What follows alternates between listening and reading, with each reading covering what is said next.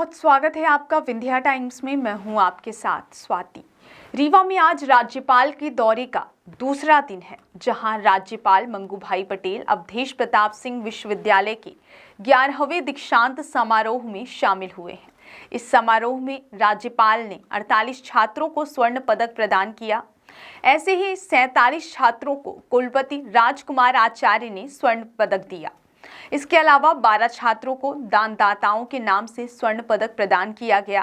कार्यक्रम में विश्वविद्यालय के विभिन्न संकायों में बेहतर अंक लाने वाले छात्रों को समारोह में कुलपति स्वर्ण पदक मिले।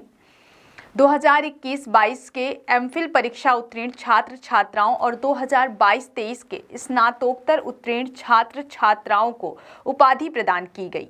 साथ ही 1 दिसंबर 2022 से लेकर 12 दिसंबर 2023 के बीच पीएचडी करने वाले छात्रों को भी राज्यपाल के हाथों उपाधि दी गई।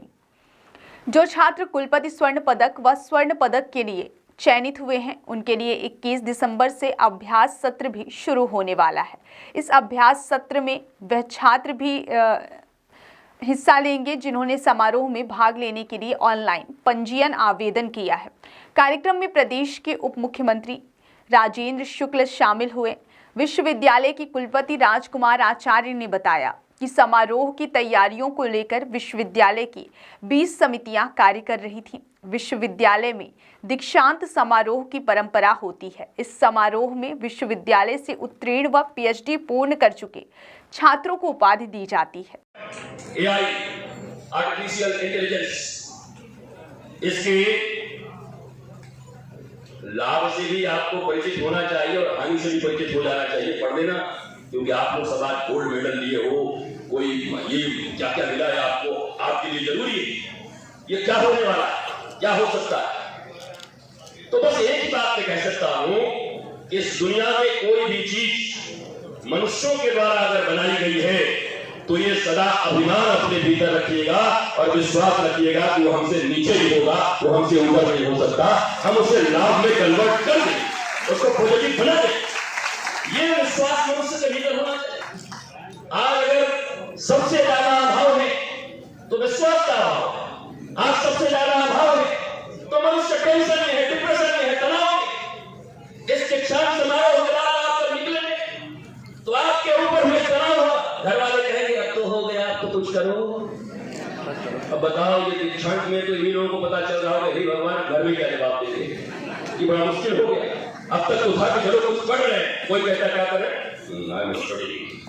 तो ये कह के बच जाते हैं, ये कह के। लेकिन अब क्या करेंगे, अब तो जाएंगे जो आएगा। अच्छा बाबू पढ़ी आई है, कुछ करत ना हुए, अरे आप बैठो भैया, हमको गाय को डिप्रेशन में डालते हो, छोड़ दो। ये टेंशन, ये तनाव से ऊपर कैसे उठे। विद्या मुक्त है। विद्या का एक अर्थ है जो मनुष्य को मुक्ति प्रदान करे, लिबर्टी प्रदान करे, जो उसको स्वतंत्रता प्रदान करे। जो विद्या मनुष्य को टेंशन में, डिप्रेशन में, विद्या नहीं अविद्या हो सकती है। और मैं जानता हूं कि भारत की सनातन विद्या प्रकृति मनुष्यों को कभी भी नौकर नहीं बनाती थी। बेरोजगारों की फौज लगी, आप सभी मत हो जाइएगा निकल। बेरोजगारों की फौज लगी, इस कारण से लगी। लॉर्ड मैकॉले ने कहा था ये भारतीय शरीर से स्वतंत्र जरूर हो जाएंगे, पर मानसिक रूप से ये देसी मुर्गी विलायती बोल वाले लोग, इनको मैं गुलाम बना के रखूंगा। एंड मैं सब कुछ कह सकता हूं। मैं भी बीच बीच में अंग्रेजी से बोल रहा हूं कि मतलब बाबा अनपढ़ है, हमारे पास बहुत डॉक्टरेट की डिग्री है, बहुत सारे डॉक्टरेट हैं। इतने सारी डिग्रियां, आप जियोलॉजी ऑनर्स, मैथमेटिक्स ऑनर्स, मैं आपको केमिस्ट्री पढ़ा सकता हूँ, आपको फिजिक्स पढ़ा सकता हूँ, आप सबको पढ़ा सकता हूँ। ये सारी चीजें मेरे गुरु ने मुझे पढ़ाई। पढ़ाने के बाद धन से मुझे कहा कि इतना धन तुम्हें देके जा रहा हूँ कि आने वाले 7 पीढ़ी तक, पीढ़ियों तक भारत की सनातन की सेवा कर सकोगे। और अब जाओ और जाकर के भारत के नौजवानों को बता दो कि हमारी सनातन शिक्षा पद्धति से पढ़कर गुरुकुल से निकले हुए बच्चे कभी नौकरी मांगते नहीं थे, बल्कि हजारों लोगों को नौकरी देते थे। उनके भीतर विश्वास करो। कितना आराम से जीना चाहिए। एक मुस्कुराहट होती है एयर होस्टेस। एयर होस्टेस 1 घंटे के लिए मुस्कुराती है फ्लाइट में, 2 घंटे के लिए। टिंग टोंग बजाओ, वो आएंगी, आप बूढ़े रहो, कतले रहो, दांत निकला रहे, मजबूरी है मुस्कुराते हैं। हाँ लीजिए।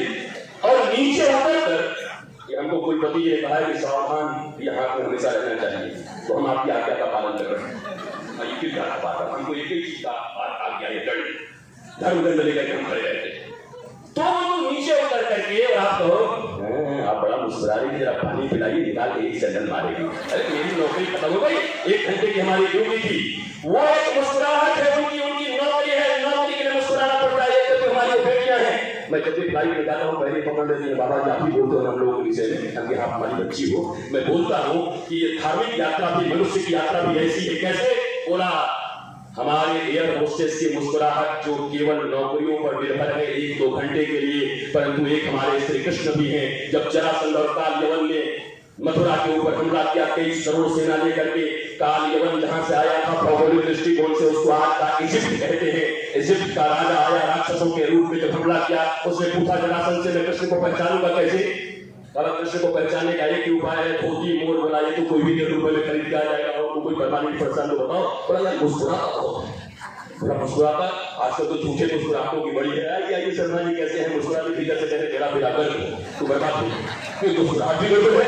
बोला नहीं, उसकी मुस्कुराहट सच्ची है, वो अनुकूलता प्रतिकूलता दोनों में मुस्कुराता है। 23 करोड़ सेना जिसके पास पर खड़ी हो और वो नंगे पांव आदमी खड़े हैं, और खड़े होकर के जब सामने आए तो 9 करोड़ बने हुए थे। श्री कृष्ण के ध्यान से सुन लीजिएगा, 9 की तो हवाई हो गई, पर जो ओरिजिनल श्री कृष्ण थे उन्होंने देख करके मुस्कुराया। कालियों ने कहा कि इसमें यही हुआ, यही श्री कृष्ण है। बोला हाँ यही श्री कृष्ण है जो हमेशा मुस्कुराता है। मेरे प्यारे बच्चों, दीक्षांत समारोह के ऊपर अगर जब यहाँ से निकलोगे तो आपको एक ही चीज देने आया हूँ, आपके पास मुस्कुराहट हो, पर एयर होस्टेस की नहीं, श्री कृष्ण की मुस्कुराहट हो। किसी भी परिस्थिति में आप देश में मुस्कुरा सको। राष्ट्रवाद की अवधारणा को साबित करिए। एक अंतिम बात बता आए, अभी विकसित भारत की यात्रा चल रही है, कल भी हम गए, राजेंद्र जी ने भी बताया। बीच में एक प्राइम मिनिस्टर ने युवा का यूनिवर्सिटी का कार्यक्रम किया।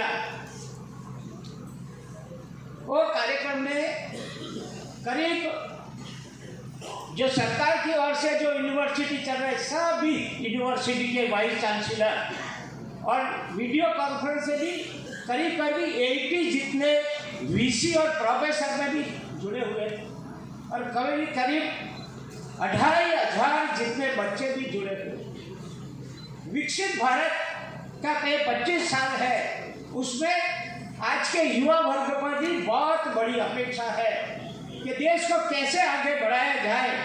अभी देश विश्व गुरु बनने जा रहा है, उसमें आपका भी योगदान होना चाहिए। आपके सोच में भी, विचार में भी कोई सक्रियता ऐसी भाग आपको याद करना चाहिए कि जैसे हमारा देश और आगे बढ़े और हमारा योगदान उसमें रहे। इसके लिए युवाओं को भी प्राइम मिनिस्टर ने आह्वान किया।